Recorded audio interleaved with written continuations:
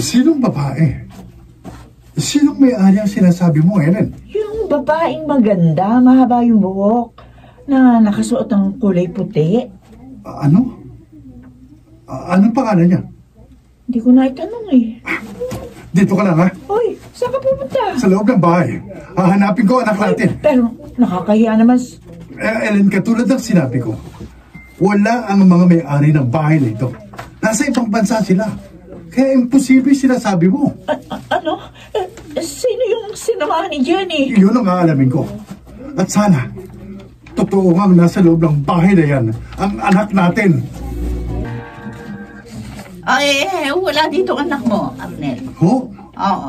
Pero Aling Trinidad, dito raw sila nagpunta ng anak ko kasama yung babaeng nakaputi. Ano? Babaeng nakaputi? Oho. Arnel, bakit kayo pumayag? Ano ho ibig yung sabihin? Ay, hindi niyo dapat binigay sa kanyang anak mo. Ha? Bakit ho? Kilala niyo ba yung babaeng tinutukoy ng asawa ko? Oo. Kung gano'n, sino siya? Si Isabel. Isabel? Eh, baka hindi niyo na ibalik sa inyo si Jenny. Ano ho ibig yung sabihin? Eh, si Isabel ay matagal nang patay. Ano ho? Ay, naku, pag hindi ka kumilos, maaaring tuluyan mo nang hindi mababawi ang iyong anak.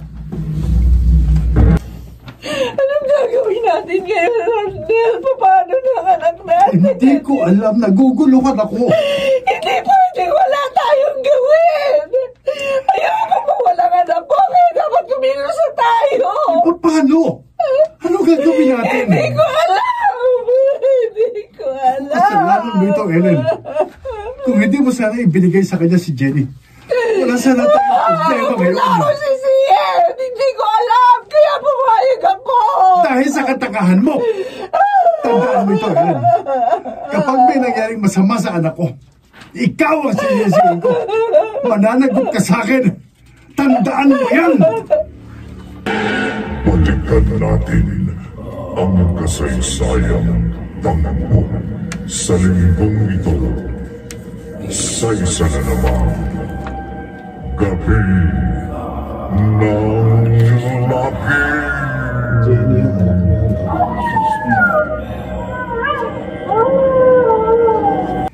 Ikinalulungkot ko ang nangyari, Arnel. Hindi ko inaasahan ang mangyayari ito sa pamilya mo. Bakit hindi niyo sinabi sa akin ang totoo? Ikaw may sabi, hindi ba? Na hindi ka naniniwala? Dante, buhay na ng anak kong nakataya ngayon. At kapag hindi siya naibalik sa amin, susunugin ko ang bahay na ito. Arnel? Gagawin ko yan. Hindi ako nagbibiro. Huwag ka mag-isip ng ganyan. May iba namang paraan. Anong paraan? Ano dapat kong gawin? Bakit hindi mo subukan makiusap sa kanya? Kanino? Kay Isabel. Baka sakali pakinggan ka niya. Hayop siya. Ako pa makikiusap sa kanya. Kinuha niya ang anak ko. Dapat lang ibalik niya ito sa amin. Arnel, minahong ka. Hindi natin ito madadala sa init ng ulo. Kung talagang mahal niyo ang anak niyo, gawin mo ang sinabi ko. Ayoko. Nasa iyo yan. Yan ay kung gusto mo pang makapiling si Jenny.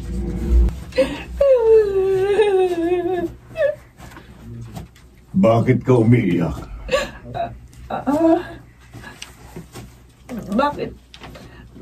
Bakit mo ba tinatanong ng ganyan? Ikaw? Sino ka? Dahan-dahan ka ng pagsasalita, babae. Wala ka sa lugar mo. Bakit? Hindi mo ako nakikilala. Hindi. Bakit? Sino ka ba? Ako, si Don Fausto. Fausto? Oo. Ako may-ari ng bahay na ito. Ikaw ang may-ari? Oo. Akin ang bahay na ito. Habang panahon. Kung ganon, maaaring kilala mo si Isabel? Si Isabel? Kilala mo siya? Si Isabel ang taksil kong asawa. Oo, kilala ko siya. Kilalang kilala. Ikaw, bakit mo kilala ang asawa ko? Dahil Kinuha niya ang anak ko! Huwag mo akong pagtaasan ng boses. Don Fausto, sabihin mo sa akin, nasaan si Isabel? Nakikiusap ako. Gusto ko lang mabawi ang anak ko. Gusto mong ituro ko siya sa'yo? Kung maaari. Hindi ko alam. Don Fausto. Hindi ko alam kung nasaan ang talipandas kong asawa. Hindi ko alam! Hindi ko alam! Don Fausto! Nasaan na siya? Bigla siya naglaho sa kinatatayuan niya.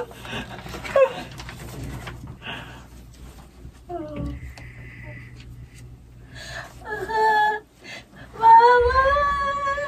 Jenny. Anak. Mama, tulungan niyo ako! Tulungan niyo ako! Jenny! Tulungan niyo ako! Jenny! Anak! Jenny! Jenny, anak ko! Helen, gising. Anak ko! Helen, gumising ka. Helen! Jenny! Helen! Arnel! Nananaginip ka. Jenny! Napanaginip mo siya! Humihingi siya ng tulong sa akin, Arnel! Nakahawa na ako kina Arnel at Helen. Masyado na silang naapektuhan sa mga nangyari. Pero ano magagawa ko? Kung si Arnel mismo ayaw makinig sa sinasabi ko. Dante, Arnel? naisip ko. Tama ka. Ha? Tulungan mo ko.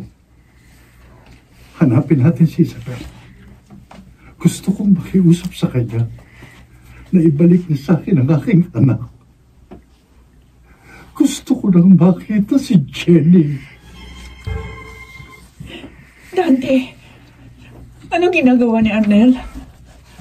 Bakit siya nakaluhod? Nakatingala sa may bintana at tumiiyak. Para kay Jenny.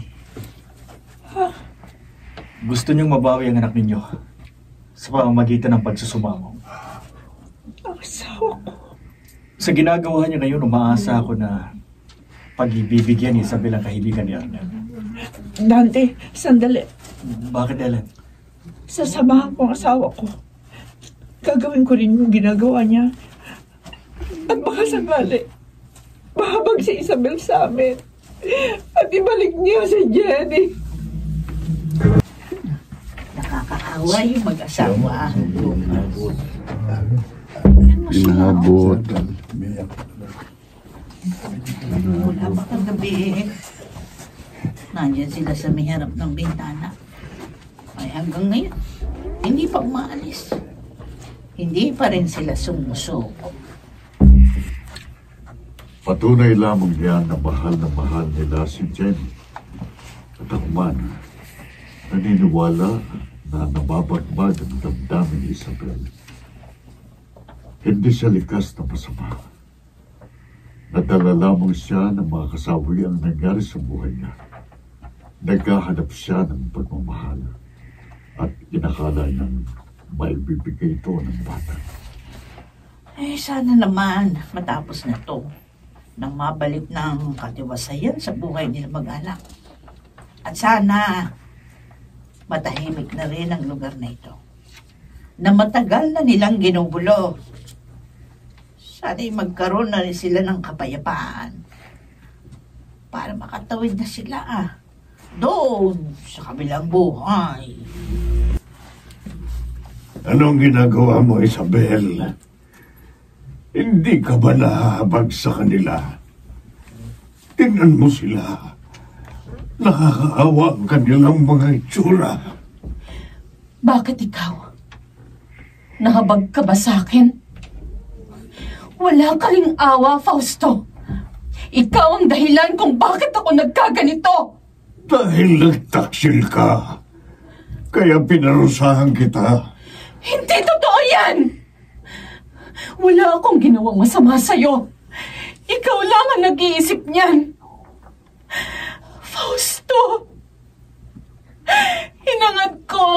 pagmamahal. Ngunit ipinagkait mo yun sa akin. Sa halip pinagmalupitan mo ako. Tingnan mo ang mga palatandaan ng ginawa mo. Tingnan mo! Ayan ang mga latay ng latigo sa katawan ko. Ang mga marka ng kadena sa aking paa. Wala kang kasing sama. Wala kang kasing sama, Fausto. Isabel. Kaya wag mo akong pakikialaman. Hindi ako papayag sa gusto nila. Hindi ko ibabalik sa kanila ang bata. Hindi! Ay, Ellen, Arnel, tumayo na muna kayo dyan. Dumidilim na ang langit. Baka bumagsak na ang ulan. Ay, hindi pa rin kayo kumakain. Aling Trinidad, pabayaan niyo na lang ho kami. Ano? Kahit ano mangyari, hindi ho kami alis dito hanggat hindi binabalik ni Isabel ang anak ko. Kagabi pa kayo riyan. Pwede naman siguro kayong bumalik kapag maganda na ang panahon at nakakain na kayo. Hindi ho. At nakapagpahinga. Hindi ho. Salamat na lang ho sa pagmamalasakit niyo. Talaga bang yan ang gusto niya? Oo. Dito lang ho kami. Mana kayo. Isabel! Maawa ka sa amin! Ibalik mo na si Jenny! Hindi mo siya pag-aari! Anak namin siya! Isabel!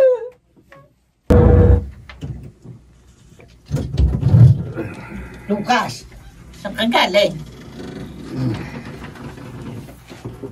May pinuntahan ako. Saan? Hindi saan, kundi sino. O sino? Si Padre Orlando. Pinuntahan ko siya. Alam kong malaking maitutulong niya sa atin, lalo na sa mag-asawa. Magandang gabi Ay. po sa inyo. Padre, magandang gabi din ho. Ay, tuloy kayo. Tuloy. Salamat. Nasaan sila? Nandun ho sa labas. Ganon ba? Oo. Huwag na tayong mag-aksaya ng panahon. Gawin na natin ang nararapat upang matapos na ang lahat ng ito. Ellen, Mang Lucas. halik na. Ipinatatawag ka ni Padre sa loob. Kayo ni Arnel. Oh? Gusto niyang sama-sama tayong magdasal at humingi ng tulong sa Diyos. Siyang mas nararapat na luhuran at bigyan ng pagsusumamo. Halika na. Mang Lucas. Mas makapangyarihan ng Diyos. Higit kanino man. Sa kanya natin idudulog ang mga bagay niya ito. At natitiyak ko na hindi tayo mabibigo. Alam niyo, Mang Lucas, dapat noon niyo pa ito ginawa. Sana hindi na nangyari ang lahat ng ito. Hindi kami nagdedesisyon sa bahay na ito, Dante. Sinusunod pa rin namin ang utos mula sa may-ari ng bahay na ito.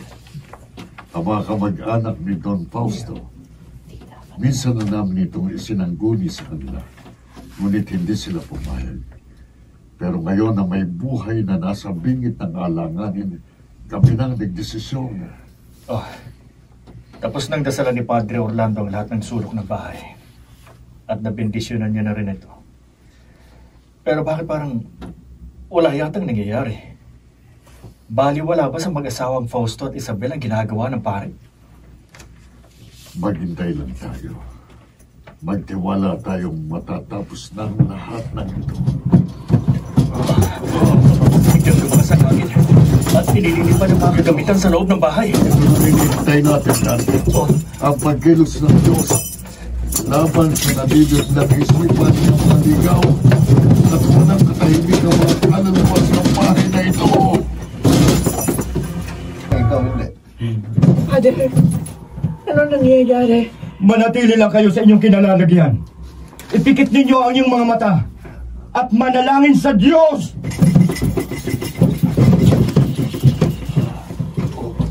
O banal na kataas-taas ang Diyos, dinggin mo ang aming panalangin. Bigyan niyo ng kapayapaan ang nilalang na walang katahimikan sa lugar na ito. Panginoon Diyos, na makapangyarihan sa lahat, dinggin mo kami! Tama na! Itigil niyo yan! Tama na! Siya ang babaeng nakita kong tumalon sa bintana. Isabel, halika na. Umalis na tayo dito. Pumunta na tayo kung saan tayo nararapat. Hindi! Hindi! Oh, at ang lalaking yun, siya nangihingan ko ng tulong na bigla rin naglako. Nakausap ko rin siya, Arnel. Diyos ko, dinggin mo ang aming panalangin. Sa ngalan ni Jesus, inuutusan ko kayo. Lisanin niyo ang lugar na ito. Tama na! Ayoko! Ayoko na! Umalis na tayo, Isabel. Halika na. Ayoko! Sa ngalan ng Panginoong Hesus, umalis na kayo. Manahimik na kayo sa inyong paruroonan.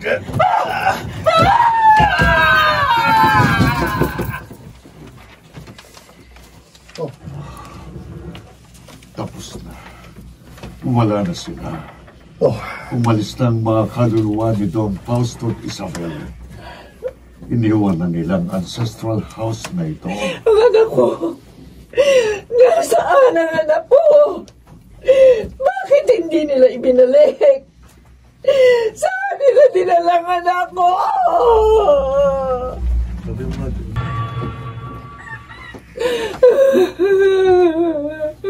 Wala ang ating anak ka na. Arnel, paano na si Jenny? Paano ng anak ko? Napakalupit ng Isabel na yun. Napakasama niya.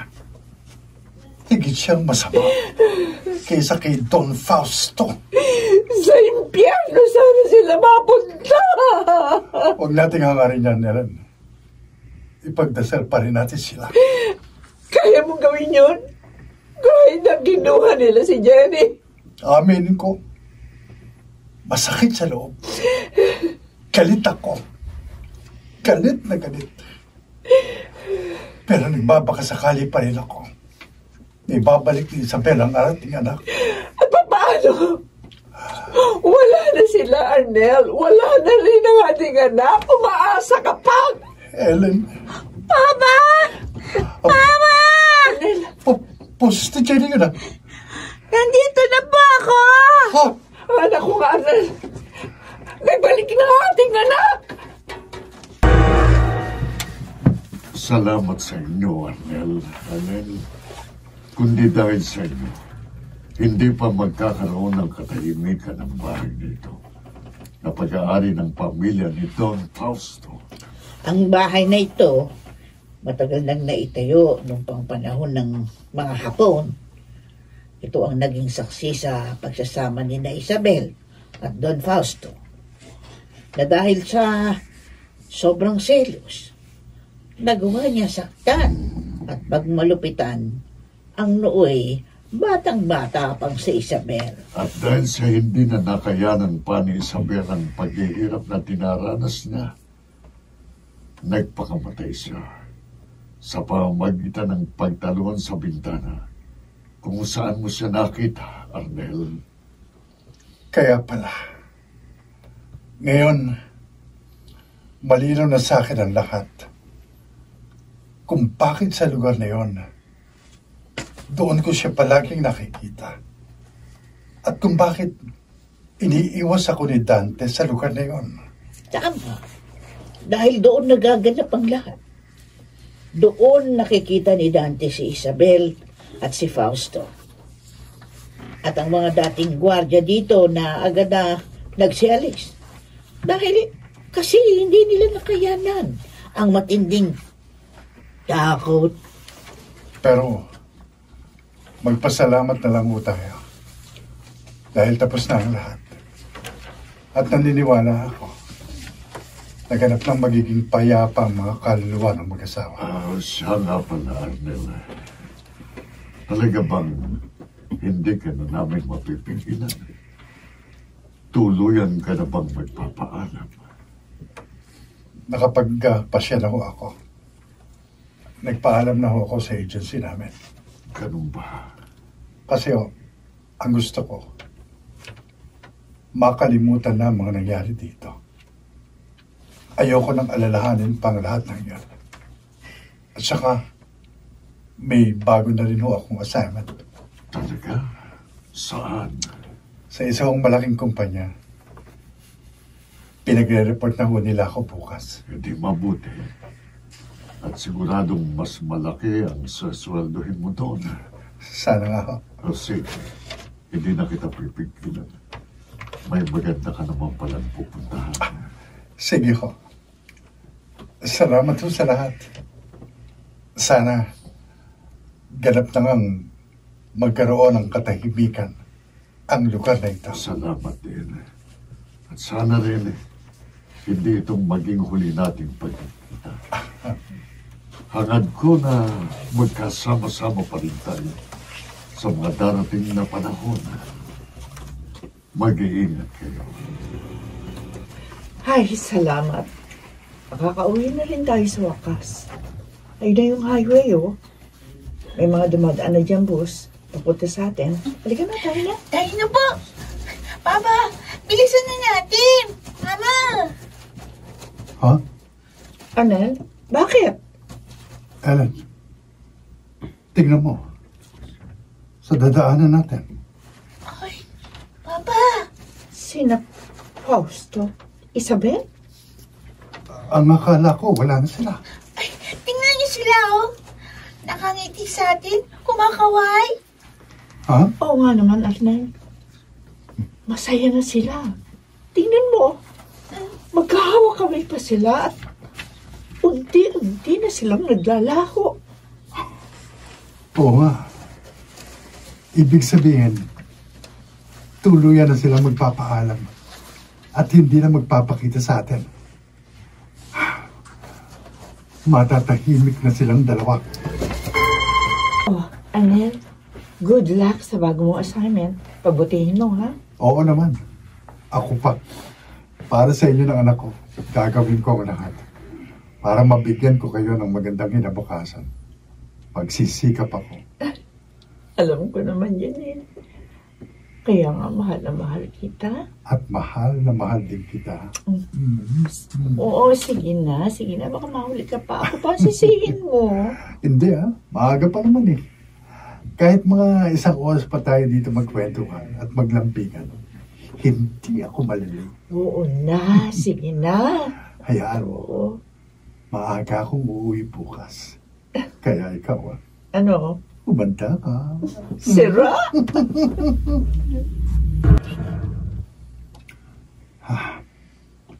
Pag-isa lang pala ako dito. Kala ko marami kami. Dahil malaking kumpanyang pinasukan ko. Baka nagtitipid. Sabagay, secure naman ang lahat dito. Dahil may mga CCTV naman. At sa tingin ko, walang panganib na mapasok ito ng mga masasamang loob. Ay, nako. Komportable pa ako rito. Kahit pa mahiga ako. Ay, sarap mag-inat. Pero bawal ang matulog. Salamat na lang. At wala na ako sa ancestral house na yon. At tingin din di na ako babalik doon kahit pa umalis na ang mga kaluluwa ni Isabella at Don Fausto. Ayoko nang balikan pang malabangungod kung na nangyari sa buhay naming mag-anak sa lugar na yon. Uy, ano yan? Bigla pumakit. At umalulong ang aso.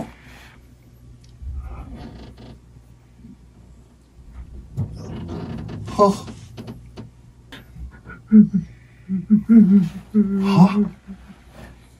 Ano itong nakikita ko? Lalaki.